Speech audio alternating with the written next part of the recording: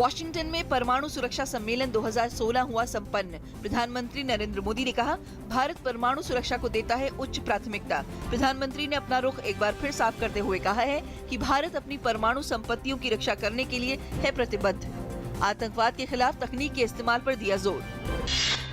विश्व के नेता परमाणु आतंकवाद के खतरे से निपटने के लिए मिलकर काम करने पर हैं सहमत। वॉशिंगटन में परमाणु सुरक्षा सम्मेलन को संबोधित करते हुए अमेरिका के राष्ट्रपति बराक ओबामा ने ISIS के खात्मे की जताई प्रतिबद्धता। ओबामा ने 102 देशों द्वारा किए जाने वाले परमाणु समझौते को जल्द अमल में लाने के लिए जताया भरोसा। प्रधानमंत्री नरेंद्र मोदी ने कनाडा के प्रधानमंत्री जस्टिन ट्रूडो, ब्रिटेन के प्रधानमंत्री डेविड कैमरॉन और जापान के प्रधानमंत्री शिंजो आबे से की मुलाकात। भारत ने की परमाणु सुरक्षा प्रशिक्षण के लिए $1 मिलियन राशि देने की घोषणा। 3 देशों की यात्रा के अंतिम चरण में प्रधानमंत्री नरेंद्र मोदी सऊदी अरब के दौरे के लिए रवाना। भारत के चौथे सबसे बड़े व्यापारिक साझेदार सऊदी अरब के साथ क्षेत्रीय और द्विपक्षीय मुद्दों पर होगी चर्चा। साथ ही यहां रह रहे भारतीय मूल के लोगों से जुड़े मसलों पर भी प्रधानमंत्री करेंगे चर्चा। भारत ने जैश-ए-मोहम्मद प्रमुख मसूद अजहर को संयुक्त राष्ट्र सुरक्षा परिषद समिति में आतंकियों की सूची में न डालने पर जताई निराशा। मसूद अजहर हाल ही में हुए पठानकोट हमले के साथ ही भारत में कई आतंकी हमलों का है मास्टरमाइंड। कोलकाता में निर्माणाधीन पुल हादसे में मरने वालों की संख्या बढ़कर हुई 23। कंपनी के खिलाफ हत्या का मामला दर्ज, कंपनी के 5 अफसर हिरासत में। इस बीच केंद्रीय सड़क परिवहन एवं राजमार्ग मंत्री नितिन गडकरी ने NHAI से देश भर में बन रहे सभी पुलों और एलिवेटेड ब्रिजों की मांगी रिपोर्ट। पठानकोट हमले की जांच कर रहे पाकिस्तान के दल ने राष्ट्रीय जांच एजेंसी का पाकिस्तान जाकर जांच करने की बात का किया स्वागत। राष्ट्रीय जांच एजेंसी ने जैश-ए-मोहम्मद से कुछ वरिष्ठ सदस्यों के आवास के नमूने मांगे। साथ ही मारे गए आतंकी नासिर हुसैन की मां के DNA सैंपल भी मांगे।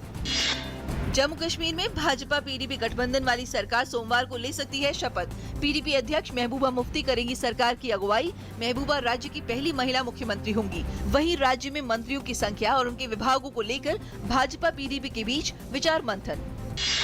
केंद्रीय संसदीय कार्य मंत्री वेंकैया नायडू ने बेंगलुरु में कर्नाटक भाजपा कार्यकारिणी को संबोधित करते हुए कार्यकर्ताओं से अपील की है कि वे गांव-गांव, घर-घर मोदी सरकार की नीतियों और उपलब्धियों को लोगों तक पहुंचाएं।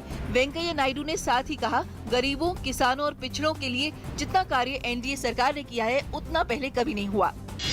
निर्वाचन आयोग ने विधानसभा चुनाव होने वाले 5 राज्यों में 4 अप्रैल सुबह 7 बजे से लेकर 16 मई की शाम 6:30 बजे तक एग्जिट पोल के प्रसारण पर लगाई रोक। मतदान खत्म होने के बाद 48 घंटों के दौरान किसी इलेक्ट्रॉनिक मीडिया पर ओपिनियन पोल के परिणाम से जुड़े किसी कार्यक्रम या अन्य पोल सर्वेक्षण के प्रसारण पर भी लगी रोक।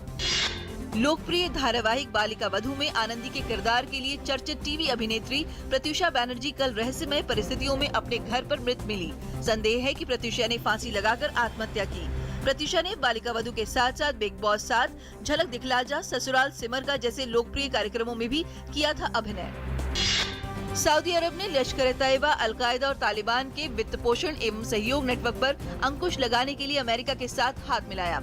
उसने 4 व्यक्तियों और 2 संगठनों पर प्रतिबंध लगाए हैं। भारत ने इस निर्णय का स्वागत किया है।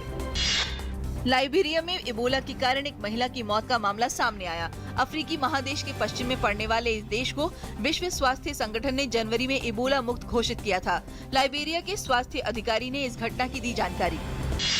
इंडिया ओपन सुपर सीरीज में गत विजेता साइना नेहवाल ने सेमीफाइनल में किया प्रवेश। क्वार्टर फाइनल में साइना नेहवाल ने कोरिया की सोंग जी हुंग को 19-21, 21-14, 21-19 से हराया। वहीं दूसरी ओर PV सिंधु पहला गेम जीतने के बाद अपना मुकाबला गंवा बैठी। सिंधु को कोरिया की बेई जियोनजू ने 15-21, 21-15, 21-15 से हराया। ओलंपिक कोटा हासिल कर चुके भारतीय मुक्केबाज शिव थापा ने एशियन क्वालिफाइंग टूर्नामेंट में अपना अभियान रजत पदक के साथ समाप्त किया। कल खेले गए फाइनल में शिव को थाईलैंड के चर्चाई बुतरी ने 3-0 से हराया। वहीं 49 किलोग्राम भार वर्ग में एल देवेंद्र सिंह को हार का सामना करना पड़ा। देवेंद्र दूसरी बार ओलंपिक के लिए क्वालिफाई करने का मौका गंवा बैठे।